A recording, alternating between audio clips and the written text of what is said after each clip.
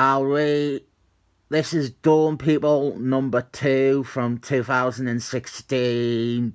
And I really like this cover. It is my favourite character from this team.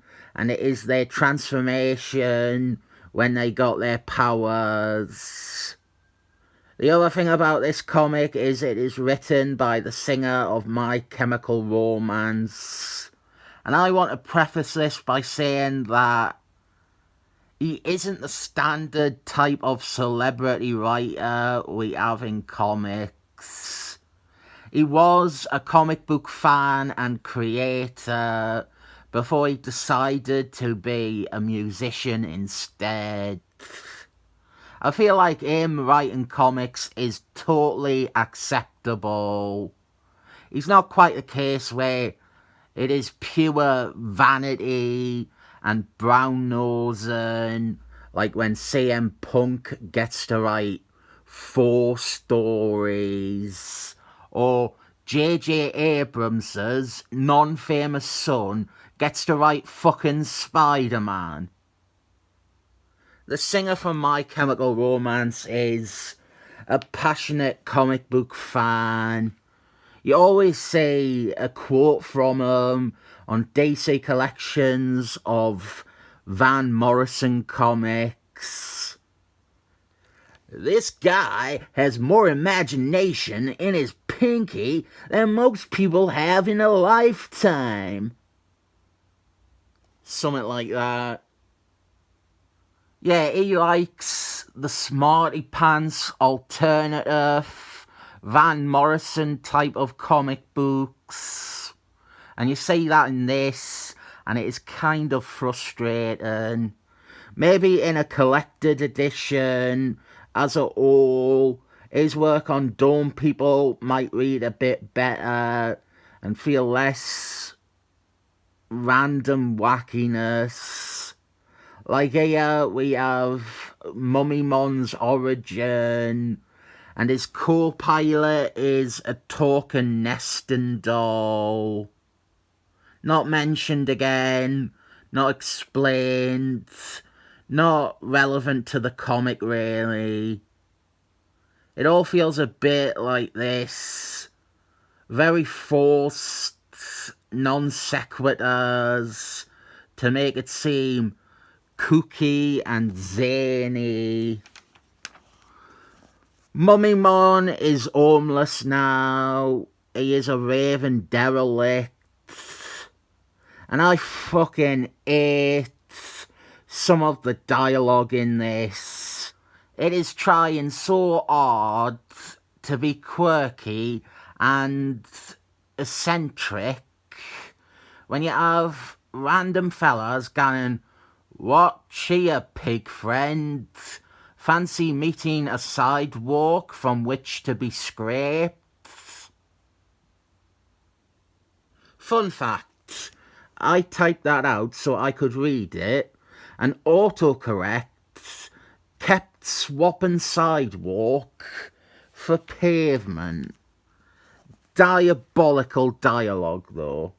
It feels totally phony and fake, and like you won't even let a single line of dialogue not be, quote, art, unquote. We also have what is meant to be the point of view character or a creator's pet. It is too early to tell. And Robot Man, Brendan Fraser, he is having brain surgery. And one thing I wanted to talk about is My Chemical Romance.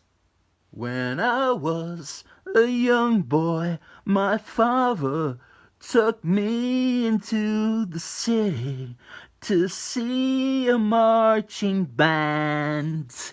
He said, "Son, when you grow up, will you be the savior of the damned?" Sometimes I get the feeling he's watching over me. We'll carry on, we'll carry on. Though you're broken, bruised and beaten, we'll carry on, we'll carry on. Despite knowing the words there, I hated them when they were big. It was like my last year at secondary school, and that album with the two people kissing came out, and I was a mopey teenager with a fringe, and you would assume I was a fan, but I hated it. I properly resented them and everything they apparently stood for. It did not relate to me at all. It never connected with me. I considered that a testament to how inauthentic they were. The words were hollow, the feelings weren't there. I always felt it was superficial. It was for those people who pine for uniqueness and individuality. It was like a mass-marketed weapon to try to capitalise on sad teenagers, but failing to ever reach the actual sad teenagers. It basically packaged what I was and made it into a trendy, phony, alternative lifestyle. I think at the time, My Chemical Romance actually meant nothing to anyone except the people who were told that they meant something to. The thing about My Chemical Romance is I have definitely softened on them over the years. They were unfairly selected as a representative of a totally artificial, insincere subculture, and they embraced it because otherwise they would be nothing. It's not really their fault. Their work itself wasn't as fake or inauthentic as it was made to seem. There is some artistry with them. There is some sincerity to what they do. It was just a victim of being made into something worse by everything else. Without the press and without the bullshit emo movement, their work would be far more respectable. It'd just be this band that some people liked and some people didn't. They wouldn't be the flagship band identified with poser kids. Much like this comic, I feel My Chemical Romance comes from a place of appreciation. They may be like At the Drive-In, they will like Fugazi, they probably like Jawbox. But that is to say, I mostly don't like My Chemical Romance. But, and this is a big but, I am at the point where there are some songs by them I can listen to and not despise.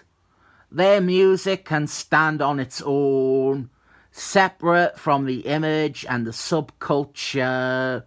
And this brings me on to a bigger point, and that is that my preferred music taste is stuff that gets lumped in with emo.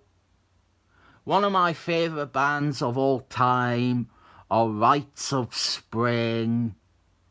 They are considered the first ever emo band.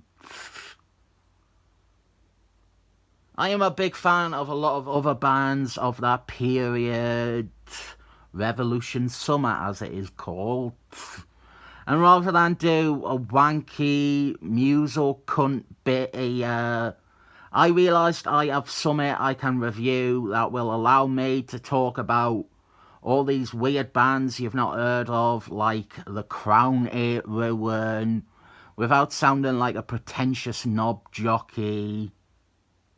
Just to wrap up on My Chemical Romance, A lot of people complain that their music is whiny and miserable, but from what I have heard, it is not all doom and gloom. For example, there is one song about 9/11. My feelings towards this comic and the writing is similar to my current opinion on My Chemical Romance. It just doesn't quite connect with me, but I can see bits that I maybe am meant to appreciate. Like, we have this bit with Robot Man. Some people try to steal his brain, and he comes to life to stop them. It just feels like every idea in this issue has to be a big idea. It has to be a high concept or a wacky non sequitur. And there is very little base level normal, so there's not really much to latch onto as a point of relation. There's also not much actual plot within this issue. I already said about collected editions.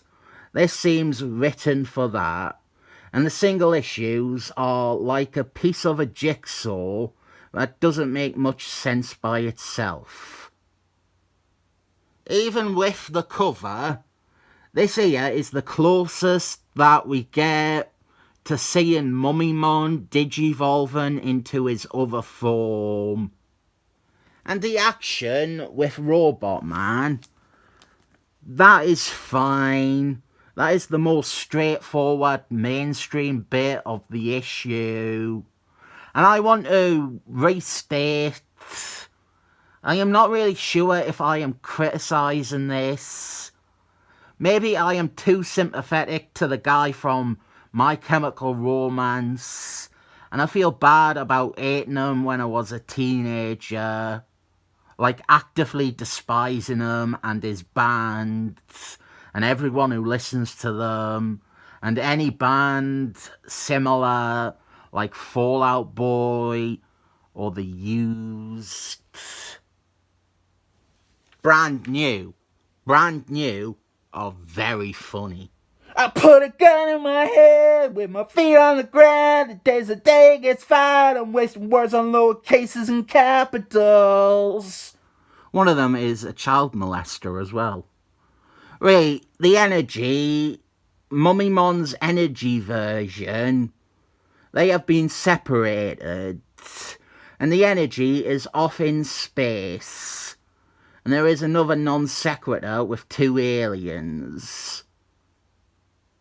And I didn't think I recommend this, but I didn't have enough to really bash because a lot of it seems nonsensical. I guess it's very, very desperate to be alternative. But what is the worst thing I can say? Things are better off this way. So long and good night. So long and good night. 7 thumbs up.